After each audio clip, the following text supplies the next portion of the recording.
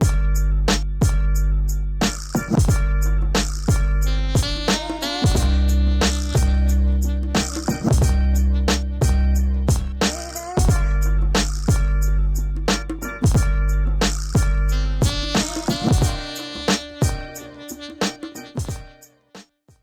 to Second Pour. My name is Jeff. And I am still Zane. And today we're going to review Kilbeggan. Kilbeggan.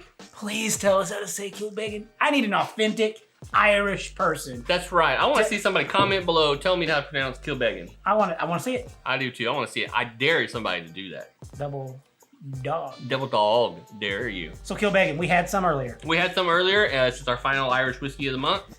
Yes. And if you want to know more, a little bit of what we did before that, you can watch our Whiskey Pop episode that came out Tuesday. Yeah. Okay, I'm going to pour this up. Pour some up. You tell me a little bit. First, not the nose, anything. I want to know about this mash bill business. The interesting thing about this is a single grain, which means it started with a single grain, a single distillery, which I suspect would have still been malted barley, but it's 94% corn, 6% malted barley. So, nice. But now, so it is the interesting thing about this company. They have the oldest pot still in Ireland, which is going to be really old. 180 years old.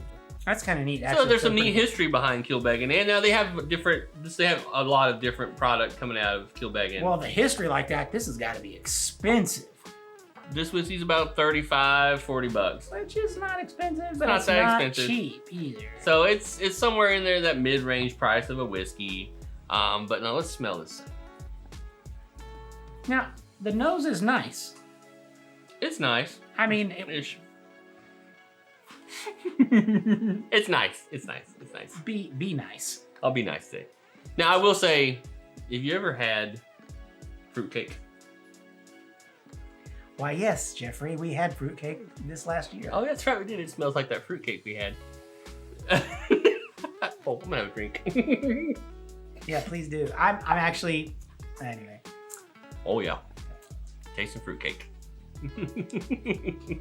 Now they say on the nose you should smell coconut cream, jellied fruits, and even Jellied fruits. Jellied fruits. Jellied fruits. It's Jellied all about fruits. the way you put the emphasis on the Jellied the syllable. fruits. And a little bit of what they call red berries. I guess red berries, is that cranberries? Is that cherries? Is that, what is red berry? Is all red berries It's smell just the same? all red berry. So that's the nose. Now I will say it is kind of buttery The and a nose little is smooth good, right on but- the nose. For me though, something is happening on the taste. This is why when you're tasting whiskeys, you drink multiple, you take lots of sips. Sure. Because it can go good or bad either way. I feel like this is, for me, a intersection of change. I tell you this is a wafer of sweetness on the taste, right? Okay. Hazelnut, light spice, nice oak tannins, and that kind of sit on the side of your mouth. So it's kind of dry. Now the dry, totally get it dry. It is really dry Irish whiskey. Oak tannins don't seem to be really strong in this for me. No, but I'm kind of confused at what I'm getting here. Right. It seems weird, right? What are you getting? It's a bitterness a little, but not bitter as in bile bitter. Is it red berries? Is it red berries? That's my thing. There's a piece of this that keeps reminding me of that fruitcake we had that sat around for 6 weeks. Yeah. That was from like Walmart. Yeah, that one. That $3 fruitcake. Here's the thing: is like it is actually numbing a portion of my tongue and parts of my lips from whatever's in it. Maybe that. So cranberry is very dry. Yeah, it could be a little bit Maybe of that. it's like when they're saying red berry, they're referring to cranberry. Does cranberry grow pretty predominantly in Ireland? I do not think I so. don't think so. I think that's Canadian. Oh, well, Ireland, I'm gonna throw it Canadian, out it's there. all the same thing, right? Here we go. I'm catching a little bit of the herbalness of the red berry and a portion of the vanilla wafer. I'm getting fruitcake. And a lot of corn. Now they do say crisp and fruity. No. Glazed cherries drying with a lingering spice. That's only at the back end after the taste has been sitting for a while. I tend to think that, that's where it's supposed to be. That's the finish. Yeah, there's the fruit. So now the interesting thing about that, though, is cherries do tend to be tart. Oh, they sure as well can. So I don't get a lot of the tartiness out of it, but I am getting that dry. I mean, I feel like when I finish it, yeah, it is. it's a dry finish. It's definitely dry. It's like eating a persimmon. That's like a ripe a persimmon. spoon or the fork. Exactly.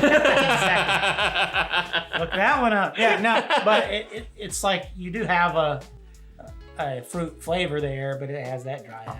To be fair, there's a lot of history behind this whiskey. Yeah, there is for sure. They've been producing for a long time. There's a large gamut of product for this whiskey. So this may be the case where if you're really into single grain, you may love this. Hey, I'll say this. Let's rate. Let's rate this it, right? And be honest. Let's rate. Let's be honest. Okay. I don't really want to drink this one. Yeah. You know, what do you rate it? I mean, hear it. Okay. Let's put it this way. If it was poured for me, I'm gonna drink it. So Yeah. I'll give it a one finger. It's not crap. It's not like that. This is when it's just my opinion. It's like my personal flavor palette does not lean this way at all. And it could be dangerous when you're reviewing whiskeys. You really don't want to bash a whiskey. Yeah, because there's gonna be somebody that's gonna really enjoy love it, right? It's like your favorite. Because there is complication to it, even being a single grain or whatever. It's not an immature whiskey. No.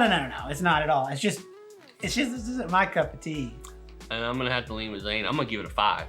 I'm just kidding. It's a 1. All right, it's a 1 finger. It's a 1 finger for me too. I mean, I feel like it's just not as strong as I want it to be as far as a whiskey. It seems to be missing something. You know, like we do when we rate it, we compare it to the price tag. Yeah. But also, since this has been a month of Irish whiskeys, This is the weakest one. yeah, it's definitely to me the weakest one. Yeah. You know, one of the newest whiskeys, which is the Natterjack. Natterjack? Yeah, Where people are like, there's been a couple of reviewers like bashing it. yeah, It's way better it's than way this. better to me. Yeah. But again, that's the beauty of our opinion. That's right. And it's just an opinion. You can go out and try this today and let us know what you think about it, right? And you may come back and go, this is the best Irish whiskey I've ever had. Yeah, which would be... You know what? If that's the case, call me up. I'll send you maybe, I don't know, some olive oil. The rest of our artesian olive oil that we just had. So in the meantime, write down below if you agree with us. Do you think Kilbeggan is a great whiskey? Is there another Kilbeggan whiskey you think we should review? Is there one in their lineup that you think we should do that one? It would give us better hope or higher reviews out of Kilbeggan. Yeah. The history's there. I want to like it. I want to like it. There's a lot of history there. I want to like it. I just need some more proof. It's just not my thing. So in the meantime, you guys continue to be cool this week, and we'll see you next week with another whiskey review. And cheers. Cheers.